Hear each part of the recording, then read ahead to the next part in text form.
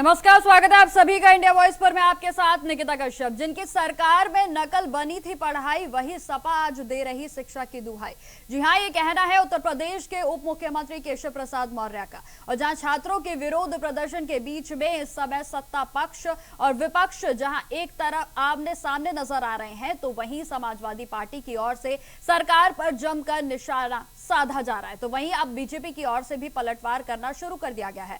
और इसी बीच में उप मुख्यमंत्री केशव प्रसाद मौर्य ने समाजवादी पार्टी पर हमला बोलते हुए सोशल मीडिया प्लेटफॉर्म एक्स पर पोस्ट किया, जिसमें उन्होंने आगे कहा कि जिस पार्टी के शासनकाल में नकल को बढ़ावा मिला, वही आज शिक्षा व्यवस्था को लेकर सवाल उठा रही है। मौर्य ने समाजवादी पार्टी और अखिलेश यादव पर भी तंज कसते हुए कहा कि उन्हें अचानक से पढ़ाई लिखाई की चिंता आखिर कैसे होने लगी है। शिक्षा विरोधी यह वही पार्टी है जिसने कि 1993 में भी सरकार बनते ही नकल विरोधी अध्यादेश 1992 में निरस्त कर दिया गया था। तो वहीं कैबिनेट के मंत्री ओम प्रकाश राजभर ने भी विपक्ष पर निशाना साधते हुए कहा कि जिन लोगों के कार्यकाल में भ्रष्टाचार हुआ, वही अब सरकार पर सवाल उठा रहे हैं।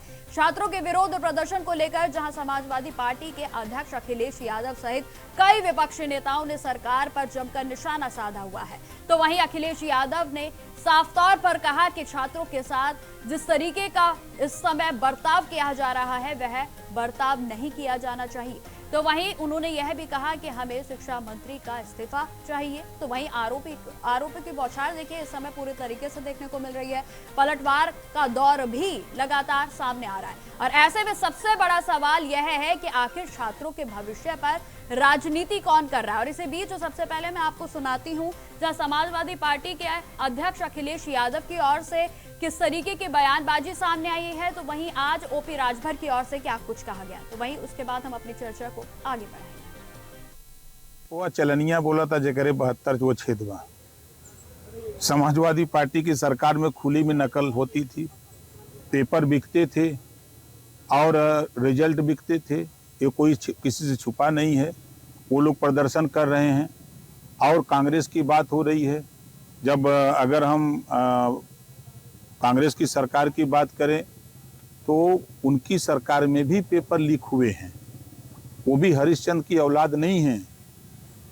उस कमी को दूर करने के लिए सरकार ने प्रयास किया। आपने देखा कि नीट की परीक्षा देश के प्रधानमंत्री जी ने अपनी मुट्ठी में लेकर के कि इसको हम देखे कराते हैं, एक रिहर्सल उन्होंने किया और पूरे देश में नीट की परीक्षा करा दिया। कहीं भी पेपर लीक का मामला नहीं है। छात्रों के साथ जो अपमान हुआ, जो व्यवहार हुआ, जो उनके हाथ टूटे, सर फोड़ा गया, आंसू गैस गोले जले, करंट लगाया गया, अपमानित किया गया, क्या चाहते हैं? मंत्री जी इस्तीफा दें। और फिर आप और हम सब लोग ये जानते हैं कि उन्होंने दोबारा परीक्षा कराई। वो स्वीकार कर रहे हैं कि पेपर लीक हुआ था। तमाम बातें कही गई उन्होंने, जहां आरोप लगाए हैं जिस तरीके से इस समय प्रदर्शनकारियों के साथ व्यवहार किया गया वो कतई बर्दाश्त नहीं किया जाएगा। तो वहीं उन्होंने तमाम सवाल भी उठाए, तो साथ ही साथ उनकी ओर से शिक्षा मंत्री का इस्तीफा भी मांगा गया। तो आपको बताते चले कि आरोप प्रत्यारोप की राजनीति पूरे तरीके से चरम पर है, जहां संसद से लेकर सड़क तक घमासान की जो तस्वीरें हैं वो लगातार देखने को मिल रही है। जहां संसद की बात की जाए तो दोनों सदनों में इस समय कार्रवाई जो है वो संचालित है, लेकिन जिस तरीके की तस्वीरें सामने आ रही है, विपक्ष पूरे तरीके से विरोध कर रहा है। और जहां विपक्ष लगातार नीट परीक्षा में पेपर लीक को लेकर सरकार को घेरने में लगा है। तो वहीं आपको यह भी जानकारी देते चले कि सरकार की ओर से बातचीत करने के लिए रजामंदी मानी गई है और जहां उनकी ओर से यह भी कहा गया है कि बातचीत के लिए वे पूरे तरीके से तैयार हैं। और इसी बीच केशव प्रसाद मौर्य की ओर से भी अखिलेश यादव पर तंज कसा गया, जहां केशव प्रसाद मौर्य की ओर से साफ तौर पर कहा गया कि जो समाजवादी पार्टी के शासनकाल में पेपर जो है वो नकल के सहारे आगे बढ़ते थे, तो वहीं उनकी ओर से यह भी कहा गया कि अब ये पार्टियां हमें समझाएंगी कि आखिर शिक्षा व्यवस्था किस तरीके से चलाई जानी है। तो तमाम जो आरोप प्रत्यारोप हैं वो लगातार देखने को मिल रहे हैं। जहां आपको यह भी बताते चले कि केशव प्रसाद मौर्य तो वहीं ओपी राजभर की ओर से तमाम बातें समाजवादी पार्टी को कटाक्ष करते हुए कही गई, तो वहीं अखिलेश यादव की ओर से लगातार केंद्रीय शिक्षा मंत्री धर्मेंद्र प्रधान के इस्तीफे की मांग की जा रही है।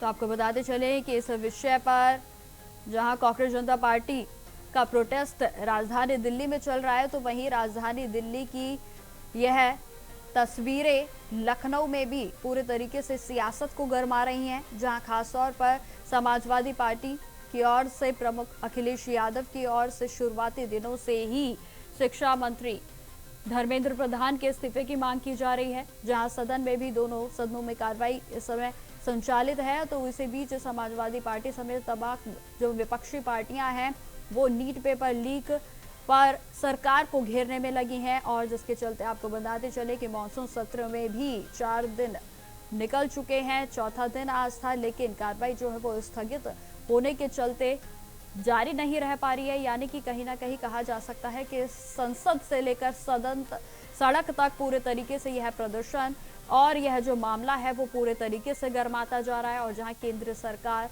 को घेरने में विपक्ष एकजुट नजर आ रहा है, तो वहीं तस्वीरें हम आपको दिखा रहे हैं, जहां आपको बताते चले कि आज भी संसद के बाहर तमाम विपक्षी पार्टियों की ओर से विरोध प्रदर्शन किया गया था, और जिसमें समाजवादी पार्टी के प्रमुख अखिलेश यादव ने भी अपनी भागीदारी को दर्ज कराया, और जहां उनकी ओर से आज भी इसी बात को कहा गया है कि धर्मेंद्र प्रधान को इस्तीफा दे देना चाहिए। तो वहीं आपको बताते चले कि अब बीजेपी की ओर से भी पलटवार करना शुरू कर दिया गया है, और जहां आज ओपी राजभर की ओर से भी जो है बयान सामने आया, तो वहीं केशव प्रसाद मौर्य की ओर से यह एक्स पर पोस्ट किया गया, जिसमें उन्होंने समाजवादी पार्टी पर तमाम कटाक्ष कसे।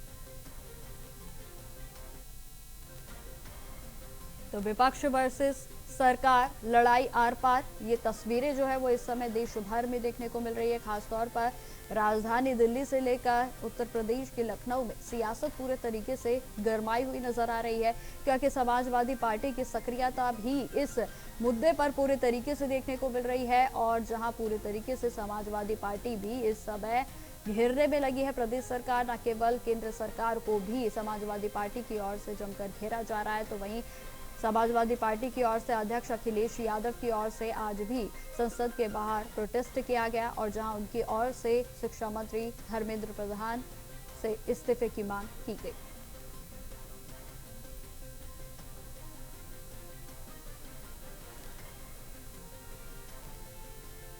तो आपको बताते चले कि राजधानी दिल्ली में जहां कांग्रेस जनता पार्टी का प्रोटेस्ट लगातार जारी है, तो वहीं आपको यह भी बताते चले कि इस समय जो अभ्यर्थी हैं, जो शिक्षार्थी हैं, यानी कि आपको बताते चले छात्रों की ओर से जो प्रोटेस्ट की तस्वीरें सामने आ रही हैं, उन्हें देखने के बाद आपको बताते चले कि यह मुद्दा और भी ज्यादा गर्माता हुआ नजर आ रहा है। और इसी विषय पर चर्चा करने के लिए हमारे साथ विवेक पांडे जुड़ गए हैं, प्रवक्ता हैं समाजवादी पार्टी से। सर, आपका बहुत बहुत स्वागत है चैनल पर। तो वहीं हमारे साथ राघवेंद्र द्विवेदी जी जुड़ गए हैं, प्रवक्ता हैं सुबह सपा से। सर, आपका भी बहुत बहुत स्वागत है चैनल पर। वहीं हमारे साथ हमारे अनिल शाही जी जुड़ गए हैं, राजनीतिक संपादक हैं। सर, आपका भी बहुत बहुत स्वागत है। अनिल जी, मैं आपसे ही चर्चा की शुरुआत करना चाहूंगी। देखिए, संसद से लेकर सड़क तक इस समय जो तस्वीरें हैं वो देखने को मिल रही हैं, और सबसे ज्यादा जो यहाँ चर्चा का विषय बना हुआ है वो यह है कि विपक्षी पार्टी एकजुट नजर आ रही है। अनिल जी, विपक्ष का एकजुट होना लाजिम है, और अगर विपक्ष एकजुट नहीं होगा तो दबाव नहीं बना पाएगा। भारतीय जनता पार्टी इस मुद्दे पर पहली बार बैकफुट पे नजर आ रही है कि इस प्रदर्शन के जिसकी उम्मीद न तो प्रदर्शन कर रहे लोगों को था, न विपक्ष के लोगों को था कि इतनी भारी संख्या में भीड़ इकट्ठा होगी और विरोध प्रदर्शन इतना सफल होगा कि सरकार उस पर चर्चा के लिए तैयार हो जाएगी। तो विपक्ष, अब कल का ही बयान अगर आप देख लें सदन में, तो अखिलेश यादव एक बार के लिए बोल गए कि क्या साठगांठ चल रही है। फिर बाद में सदन के बाहर उन्होंने कहा, चूंकि वैचारिक मतभेद की स्थितियां तो लगातार विपक्ष में है, जिसका फायदा हमेशा सबका पक्ष उठाता रहा है, तो उस चीज को उन्होंने स्पष्ट किया बाहर निकलने के बाद, नहीं सभी लोग एकजुट हैं और इस मुद्दे पर एक साथ हैं, सभी दल एक साथ हैं जो विपक्ष के हैं, जो उनके संगठन के हैं। तो नो डाउट कि इसमें सरकार ने अगर चर्चा करने की बात कही है, तो उस प्रदर्शन के बूते पर, प्रदर्शन की संख्या पर जो छात्रों का एक हुजूम अचानक से दिल्ली संसद भवन और जंतर मंतर के आसपास इकट्ठा हो गया, और जिसे हटाने के लिए भारी बल प्रयोग करना पड़ा। तो उस बल प्रयोग के बाद स्थितियां ऐसी बनी कि सरकार को उसके लिए अपनी स्ट्रेटेजी बदलनी पड़ी और वो चर्चा को तैयार हुई। अब वो विपक्ष पे आरोप लगा रहे हैं कि भाई जब हम चर्चा को तैयार हैं तो फिर विपक्ष क्यों कर रहा है। तो विपक्ष की जो मांगे हैं, जो छात्रों की मांगे हैं, जो सीजेपी की मांगे हैं, उनमें से कई चीजों पे अभी बात क्लियर नहीं हुई है, इसलिए यह प्रदर्शन जारी है और प्रदर्शन अभी जारी रहेगा। तो दो धड़े हैं जो प्रदर्शन के हैं, एक तो सीजीपी के प्रदर्शन पे हैं, दूसरा वांगचुक का है। तो और उसको विपक्षी दलों ने एक साथ एकजुटता के साथ उसको उठाया है, तो सरकार को बैकफुट पे आकर चर्चा के लिए बात करनी पड़ी है। तो अब इसमें क्या स्ट्रेटेजी होगी, बिल्कुल बिल्कुल अनिल जी, ये देखने वाली बात होगी कि आके क्या कुछ स्ट्रेटेजी होगी। विवेक पांडे जी, आपकी ओर आना चाहूंगी। अब तो सरकार की ओर से बातचीत के लिए वो पूरे तरीके से राजी हो गए हैं, तो अब क्या दिक्कत है विवेक जी? देखिए, आपको आपके मंच पर उपस्थित जितने भी सम्मानित पैनलिस्ट हैं सभी को मेरा नमस्कार। और मैं अपनी बातों को रखने की अनुमति पूरे मन से चाहूंगा। समस्या ये है कि सरकार किस संभावित उद्देश्य से और किस तरीके से समाधान करना चाहती है, ये दोनों ही बातें अभी छात्रों को समझाने की बात है, जो कि सरकार करने में विफल साबित हो रही है। मुझे लगता है कि अगर सदन में चर्चा करने की बात और उस पर सरकार नीतियां बनाने की बात अगर तय करना चाहती है तो हम इस कदम का स्वागत करते हैं और यही हमारी मांग भी थी। तो मुझे लगता है कि सरकार को भी अब इससे चर्चा शुरू कर देनी चाहिए। अब उसको तकनीकी पेच में उलझाने से बेहतर है, जैसा कि मैं देख रहा था कि भाजपा के एक वरिष्ठ मंत्री संसद में खड़े होकर कह रहे हैं कि कितने घंटे होगा, किस अनुच्छेद के माध्यम से होगा। ये मुद्दा ये नहीं है। मुद्दा ये है कि देश में एक बड़ा विषय, विवाद का विषय बन खड़ा है।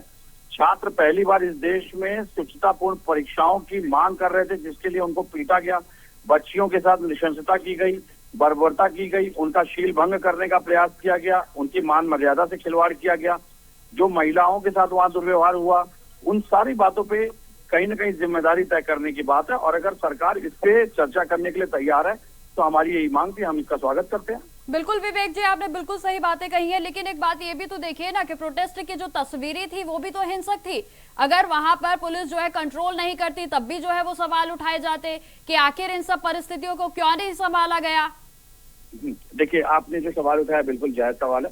समाजवादी पार्टी के ऑफिशियल हैंडल की बात करिए, कल चाहे हमारे मीडिया सेल के माध्यम से, हमारे पार्टी के आधिकारिक हैंडल से, चाहे मैंने व्यक्तिगत अपने हैंडल से वीडियो बना करके बाकायदा अपील की है जंतर मंतर पे जो छात्र हैं कि इस आंदोलन को भटकने न दें।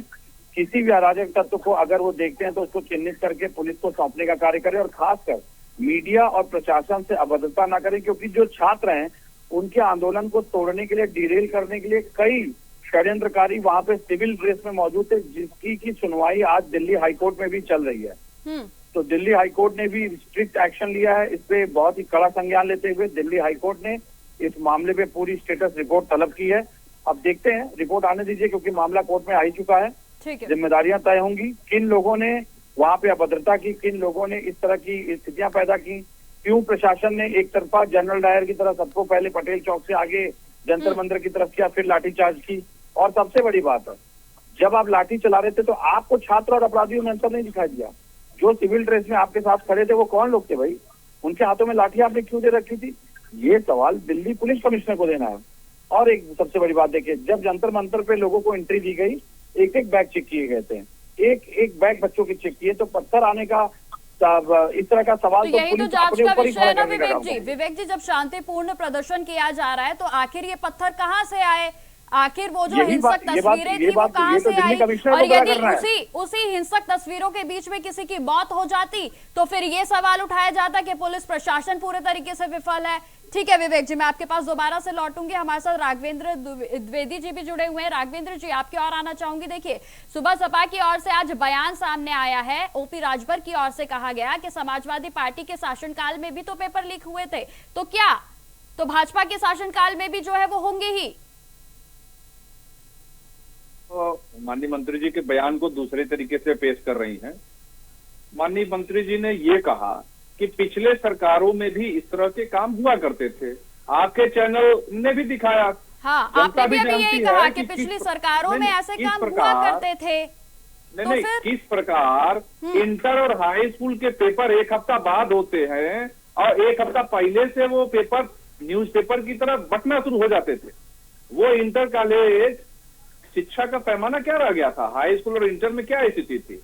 तमाम ऐसी नौकरी की पेपर, तमाम ऐसी वैकेंसियां इनके सरकार में पूर्वांचल का युवा तैयारी करता था, और इनके गांव के अगल बगल के लोग जो ये सामंतवादी टाइप के लोग हैं, चाहे वो कन्नौज हो, मैनपुरी हो, इटावा हो, इस जिले के लोगों की भर्ती होती थी। बिजली व्यवस्था देख लीजिए इनके कार्यकाल की, इनके यहाँ भ्रष्टाचार की व्यवस्था देख लीजिए, महिला अत्याचार देख लीजिए, लगभग 3.25 लाख तो केवल महिलाओं पर अत्याचार हुए, उस पर नहीं बोलेंगे। देखिए, हमारी पार्टी तब तक उन युवाओं के साथ थी जब तक कि ये सामंतवादी लोग उस भीड़ में हिस्सा नहीं हुए। होता क्या है कि विपक्ष के लोगों के पास न कोई मुद्दा है न जनता है, ये बनी बनाई मुद्दा को अपने कंधों पर बैठाने का काम कर रहे हैं। राघवेंद्र जी, ये मुद्दा विपक्ष का तो है ही नहीं, ये तो छात्रों का विषय है। तो ये विपक्ष उसमें क्यों घी डालने का काम कर रहा है? अगर छात्रों के द्वारा कोई घटना हो जाती, होनी अनहोनी हो जाती, तब तो विपक्ष कहता सरकार ने गोली चलवा दिया। विपक्ष को तो सरकार को घेरने का तमाम मुद्दे हैं। आप सरकार सदन में है, सदन में घेरिए, लोकसभा चल रहा है, लोकसभा में घेरिए। आप बच्चों को बरगलाकर, वो युवा जो देश का भविष्य है उसको बरगलाकर क्या करना चाहते हैं? आप क्या दर्शाना चाहते हैं? यानी कि आप ये कहना चाह रहे हैं कि विपक्ष जो है वो बरगलाने का काम कर रहा है छात्रों को। ठीक है राघवेंद्र जी, विवेक जी आपसे छोटा सा जवाब देना चाहूंगी, फिर मैं अनिल जी कितने दिन से शांतिपूर्ण तरीके से चल रहा था, अचानक ये क्यों अशांति फैल गया? जब से इसमें अखिलेश यादव जी, डिम्पल यादव जी, चंद्रशेखर आजाद जैसे कुंठित लोग आए, तब से देखिए क्या। ठीक है राघवेंद्र जी, ठीक है जी। विवेक जी छोटा सा जवाब जल्दी से। मुझे लगता है राघवेंद्र जी एक प्रबुद्ध वर्ग से आते हैं। किसी भी विपक्ष के नेता और महिला नेता के प्रति किस तरह के शब्दों का प्रयोग करना चाहिए उनको ये बात पता होगी, लेकिन वो पता नहीं जिस परिपाटी में है वो इस तरह के शब्दों का प्रयोग कर गए। मुझे लगता है इसके लिए उनको क्षमा मांग लेनी चाहिए। और उससे बढ़ करके मैं कहता हूँ, चलिए 90 से अधिक बच्चों ने नीट की परीक्षाओं में 21 से लेकर अभी तक इस देश में आत्महत्या की। उत्तर प्रदेश में अगर आंकड़े देखा जाए तो लखीमपुर में बच्ची ने आत्महत्या की, मिश्रा ने। हमारा डेलीगेशन गया, आदरणीय अखिलेश यादव जी स्वयं मिलने गए बच्चों से, कल जंतर मंतर पे भी पहुंचे थे, सदन में भी मांग उठाई। जरा बताइए, ओम प्रकाश राजभर की सुभाषपा और ओम प्रकाश राजभर कितने बच्चों से मिलने गए? ठीक है। सरकार के कितने विधायक, मंत्री, सांसद जो दिल्ली में थे कल बच्चों का हालचाल लेने गए? ठीक है विवेक जी। अनिल जी मैं आपसे समझना, ठीक है विवेक जी, मैं दोबारा से लौटूंगी आपके पास। अनिल जी मैं आपसे समझना चाहूंगी, देखिए छात्रों का विषय है और जहां समाजवादी पार्टी समेत मैं कहूंगी कि विपक्ष जो है वर्सेस बीजेपी जो है देखने को मिल रहा है, लेकिन यहाँ पर सबसे बड़ा सवाल यह है कि क्या इस मुद्दे को राजनीतिक मुद्दा बनाने की कोशिश की जा रही है? अनिल जी देखिए, मुद्दा राजनीतिक बनाने की बात नहीं है। मुद्दा राजनीतिक तब हो जाता है जब वो व्यापक हित उसमें शामिल हो। लाखों की संख्या में छात्रों का भविष्य प्रभावित हो रहा है, छात्र हजारों की संख्या में इकट्ठा होकर प्रदर्शन कर रहे हैं। दिल्ली की लोकल इंटेलिजेंस और प्रदेशों में जो सरकारें हैं, चाहे यूपी में हो, चाहे मध्य प्रदेश में हो, राजस्थान में हो, असम में हो, बंगाल में हो, हर जगह से छात्र आए।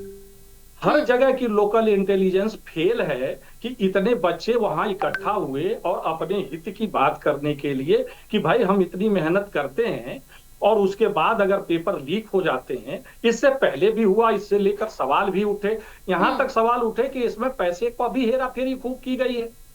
कई कोचिंग सेंटर, पिछली बार में कोचिंग सेंटर्स को निशाने पर लिए गए, लेकिन फिर भी उसके लिए कोई ठोस कार्रवाई नहीं की गई और छात्र सड़क पे आ गए। सड़क पे आना उनकी मजबूरी थी। आपको याद दिलाना चाहूंगा कि 1989 में जब आरक्षण का मुद्दा आया था, ठीक है वो कानून बना, उस समय भी भाजपा सरकार में थी। जनता दल जो आज समाजवादी पार्टी उसी से निकल कर बनी है, उसके लोग भी उसमें शामिल थे। और वो जब आरक्षण लागू हुआ तो छात्रों ने व्यापक प्रदर्शन किया। बिल्कुल, हजारों छात्र जले, घायल हुए, कई सौ, 184 कई सौ लड़के आत्मदाह किए, लेकिन फिर भी उस समय किसी ने कुछ नहीं कहा। सब लोग यही साबित करने में जुटे रहे कि आरक्षण सही है। अब सत्ता पक्ष विपक्ष को खाली आरोपित करके इसको सही साबित करना कोशिश कर रहा है कि भाई लीक, पेपर लीक सही नहीं।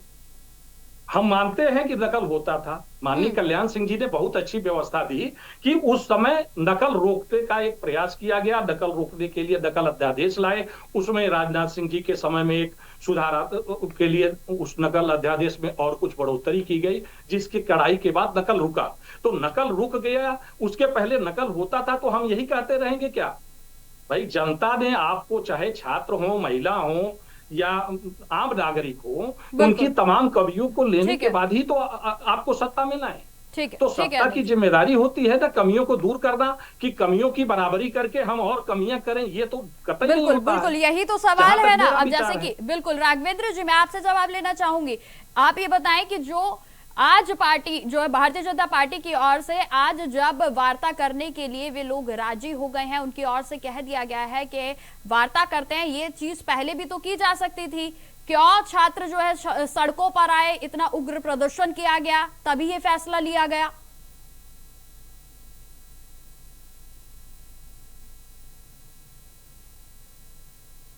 राघवेंद्र जी, आप मेरी आवाज सुन पा रहे हैं क्या?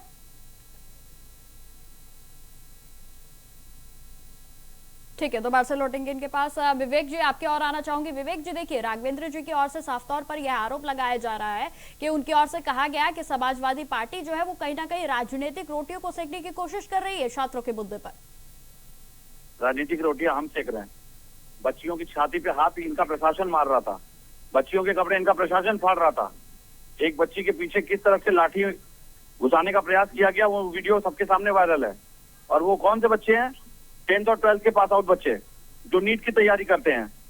मुझे लगता है कि राजनीतिक दलों को इस मुद्दे पे बयान देते समय थोड़ा सा संवेदना और संवेदनशील होने की आवश्यकता है। और रही बात मीडिया की, तो मीडिया के ऊपर बच्चों ने हमला नहीं किया। जो हमला किया गया, मैं बड़ी जिम्मेदारी से आरोप लगा रहा हूं, वो अराजक तत्व जिनको पुलिस के माध्यम से घुसाया गया, जिनका उद्देश्य था इस पूरे आंदोलन को डाइवर्ट करना। अब विवेक जी, यही तो सवाल है ना कि उन लोगों के बीच में आखिर वो हिंसक तत्व कैसे पहुंच गए, क्योंकि पिटाई तो पुलिस वालों की भी हुई है। दिल्ली पुलिस ने क्यों जाने दिया? क्यों जाने दिया दिल्ली पुलिस ने? दिल्ली पुलिस के पास सीएपीएफ की टुकड़ी थी, आरपीएफ की टुकड़ी थी। क्योंकि जो वीडियोस, बिल्कुल जो वीडियोस जिनके बारे में आप बातचीत कर रहे हैं, निसंदेह वो बेहद ही स्तब्ध करने वाली है, लेकिन उसके साथ साथ पुलिस की पिटाई के भी वीडियोस वायरल हो रहे हैं। क्या कह रही हैं? आप मेरी आवाज सुन पा रहे हैं? हाँ, मैं सुन रहा हूँ, बोले बोले बोले। जी विवेक जी, मैं ये कहना चाह रही हूँ कि देखिए जो वीडियोस के बारे में, जिसके बारे में आप बात कर रहे हैं, निसंदेह वो स्तब्ध करने वाली है, लेकिन यहाँ समझने वाली बात यह है कि आखिर वो अराजक तत्व कौन थे? ये काम किसका है? सरकार हमारी है क्या? सरकार हमारी है जो हम चिन्हित करके बताएंगे? दिल्ली पुलिस कमिश्नर केवल लाठी चलवाने के लिए बैठे हैं क्या? उनकी जिम्मेदारी क्या थी? अराजकता ना हो इसकी जिम्मेदारी किसकी है? राज्य सरकार की। राज्य सरकार के नेता, सांसद, मंत्री कहाँ हैं? मैं सवाल पूछ रहा हूँ आपसे, कितने बच्चों से मिलने गए? और अगर वहां पे अराजक तत्व घुसे तो उनको घुसने किसने दिया? क्योंकि बच्चों के बीच में बच्चों के आंदोलन में अराजक तत्वों की आवश्यकता क्या थी? मैं तो सवाल पूछा। और ये चलिए एक सवाल का जवाब दे दीजिए, आप हमारे सम्मानित पत्रकार हैं। इस देश में कौन सा ऐसा आंदोलन हुआ जिसमें आंदोलन की अनुमति एयरपोर्ट पे जाकर के दी गई? एयरपोर्ट खुद एक संवेदनशील इलाका होता है। क्यों दिल्ली पुलिस के अधिकारियों ने गृह मंत्रालय के निर्देश पे अभिजीत दीपचे को एयरपोर्ट पे जा करके अनुमति दी? जिस दिन वो फ्लाइट से लैंड होता है उसी दिन उसको अनुमति देते हैं वहां पे जाके। इतना वीआईपी ट्रीटमेंट। क्या वो राज्य अतिथि था क्या? क्या वो राज्य के लिए विशेष मेहमान की तरह से आया था क्या अमेरिका से? और एक बात मैं आपके मंच पे बता दूं, वहां पे इस तरह की घटना घट सकती है, ये बात अमेरिका खुफिया विभाग ने भी भारत को बताई थी। भारत की विडंबना है कि भारत से पहले अमेरिका को ये बात पता थी। अमेरिका की सीआईए ने पहले ये इंटीमेट कर दिया था इंडियन गवर्नमेंट को। क्यों सही समय पे कदम नहीं उठाए गए? बताइए, क्यों आपने दिल्ली को अराजकता में बदलने का मौका दिया? और क्यों आपने और 12 दिन बाद आपको याद आया कि वहां बच्चे हैं?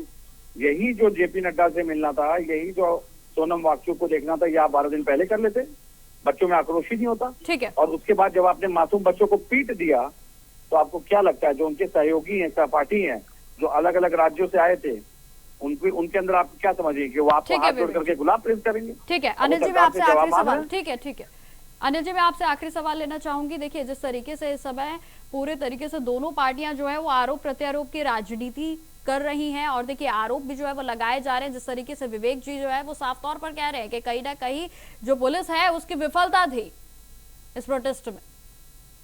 मैं आपके पहले ही सवाल के कार्यक्रम की शुरुआत में ही मैंने ये कहा कि ये लोकल इंटेलिजेंस, दिल्ली पुलिस, सबका फेल्योर था कि वो समझ नहीं पाए कि छात्रों के बीच पेपर लीक को लेकर कितना आक्रोश है, कि वो बिना किसी संगठित आयोजन के इस बड़ी संख्या में वहां पर उपस्थित हो जाएंगे और प्रदर्शन करेंगे। विवेक जी ने जो कहा मैं उससे इत्तेफाक रखता हूं। मैं एक बात बिल्कुल कहता हूं कि ये जिम्मेदारी जो है वो लोकल पुलिस की होती है, क्योंकि दिल्ली पुलिस केंद्र सरकार के अधीन है, वहां प्रदेश सरकार की कानून व्यवस्था नहीं है। तो दिल्ली सरकार मतलब केंद्र सरकार की जो पुलिस है उसकी ये जिम्मेदारी बनती थी कि अगर वहां पे इस तरह की गतिविधि बढ़ रही थी तो उस पर ध्यान दें, उसमें अराजकता तो शामिल ना हो, इसको चिन्हित करना भी पुलिस का ही काम था। वहां पे धरने पर बैठे या दूर प्रदेशों से आए हुए बच्चे ये तय नहीं कर सकते कि उसमें कौन से लोग शामिल हो जा रहे हैं और वो क्या कर रहे हैं।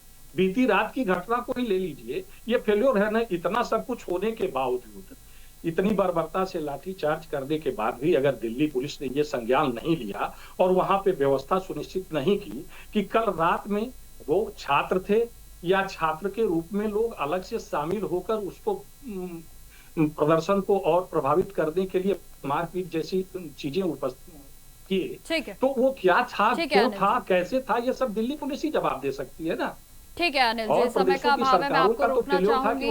हमारे साथ चर्चा में जुड़ने के लिए आप सभी का बहुत बहुत धन्यवाद। विवेक जी, अनिल जी, राघवेंद्र जी, आप सभी का बहुत बहुत धन्यवाद हमारे साथ चर्चा में जुड़ने के लिए। तो देखिए, इस समय कांग्रेस जनता पार्टी की ओर से जो प्रदर्शन किया जा रहा है उसकी तस्वीरें हम आप तक पहुंचा रहे हैं, और जिसमें कि ये जो दिल्ली की तस्वीरें हैं वो लखनऊ तक भी पूरे तरीके से सियासत को गरमा रहे हैं, और इसी बीच बयानबाजियों का दौर भी पूरे तरीके से चरम पर है। तो फिलहाल मेरे साथ इस पेशकश में इतना ही। देश दुनिया की तमाम खबरों की जानकारी के लिए बने रहें हमारे साथ। नमस्कार।